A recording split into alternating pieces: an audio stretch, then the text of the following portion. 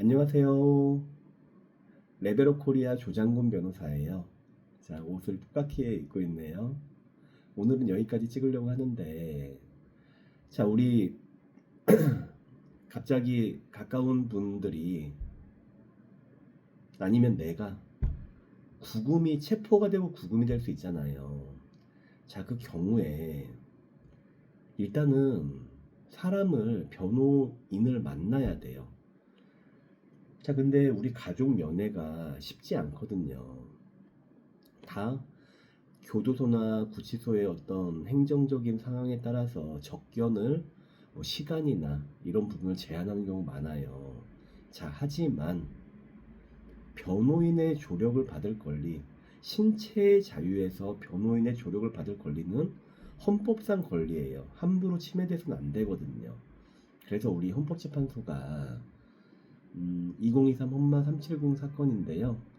자, 토요일 야간에 변호인의 변호사의 접견을 불허한 것은 위헌이다라는 결정을 내렸어요. 자, 무슨 말이냐면 여기 교도소 직원이 없는데 어떻게 접견을 해? 자, 그런 거 안 돼요. 소용없어요. 그거는 교도소가 조력을 받을 권리를 보장하게끔 운영을 해야 되는 거예요. 그거는. 그래서 이거 위헌이다. 자, 그래서 혹시 본인이나 가족분들이 갑자기 구금되는 상황 되면 당황하지 마시고 가까운 변호사들 선임하셔가지고 접견을 하게 해서 어떤 상황인지를 신속하게 파악하는 부분이 중요해요. 자, 그래서 이제 여기까지는 이제 제가 헌재 결정 얘기하면서 이제 말씀드린 부분인데,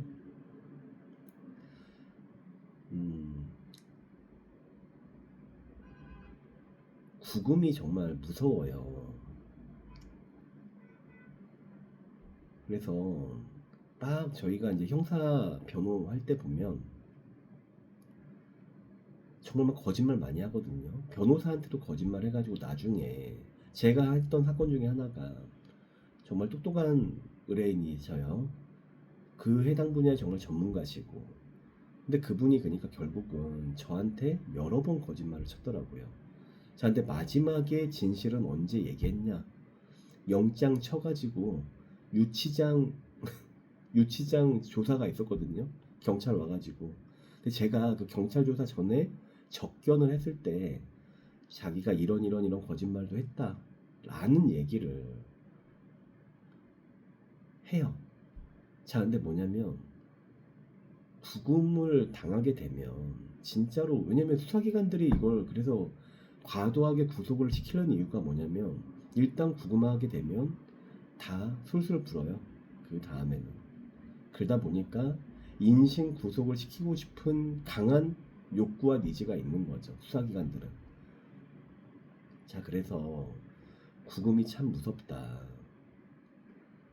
저는 이제 뭐 지금은 제가 접견을 많이 안 가요. 왜냐면은 저는 이제 재판도 사실 잘 많이 안 가고요. 대표하면서 서면은 제가 근데 의뢰인과의 소통, 그 다음에 서면, 최종적인 서면, 이걸 저는 집중하거든요. 이 변호사가 뭐 레벨 오코리 하면서 어떻게 법률사무소 하나? 라고 생각하시겠지만, 저가 같이 하는 그런 변호사님들, 스태프분들이 있기 때문에 다 충실히 가능하다라고 홍보드리고요. 자, 근데 이제 구금이 그렇게 무서운데, 저는 기억나는 의뢰인분, 정말로 좋으신 분 한 분 계셨어요. 그래서 교통 도로 관련 고속도로 관리하는 그런데 일하셨던 분인데, 조금 그러니까 그 지원서 이력서 부분을 본인이 고친 부분이 있는데 이분은 담당자의 용인하에 고쳤다. 물론 거기가 그러니까 엄청나게, 그분이 이제 도로관리공사 하시다가 국토부에 공무원이 되는 과정에서 경력을 쓴 게 문제가 됐었는데요. 그때 하필 막 우리 그 조국 관련된 분들 문서 위조 이런 게 막 이슈가 되면서 옛날 같으면 집행유예 나왔을 법한 사건이었는데 법정 구속이 되더라고요. 1심에서. 저도 좀 놀라가지고, 왜냐면 진짜 억울한 부분이 있었거든요. 그분이 말할 만한 부분이 있었어요. 근데 1심에서 실형을 받고 법정 구속을 당한 거예요. 그래서 제가 크리스마스 이브 날 그분 경남 쪽이었는데 그쪽 교도소로 가가지고 그분 접견을 하는데 정말로 속이 안 좋더라고요. 그래서 저희가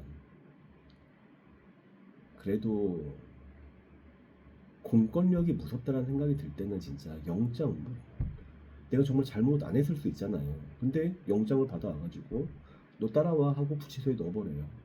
얼마나 무서운 일이에요. 그래서 권력기관에 대한 제한은 과해도 항상 과한 게 나쁘지 않다.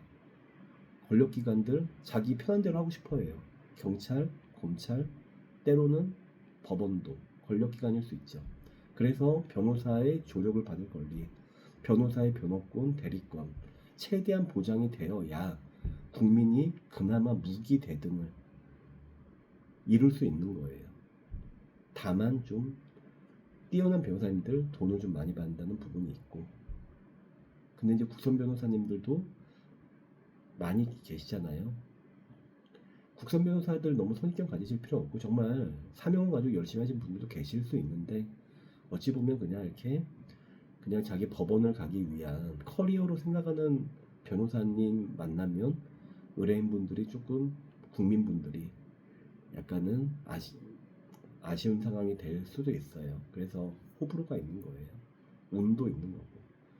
사선 변호사를 선임한다 하더라도 어떤 변호사를 만나느냐 또 어떤 인연이 있는 거고요.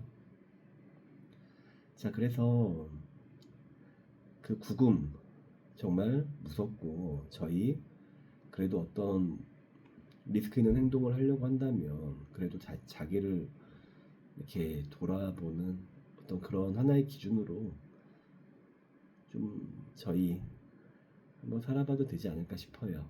자, 오늘 얘기는 이상 마치겠습니다. 감사합니다.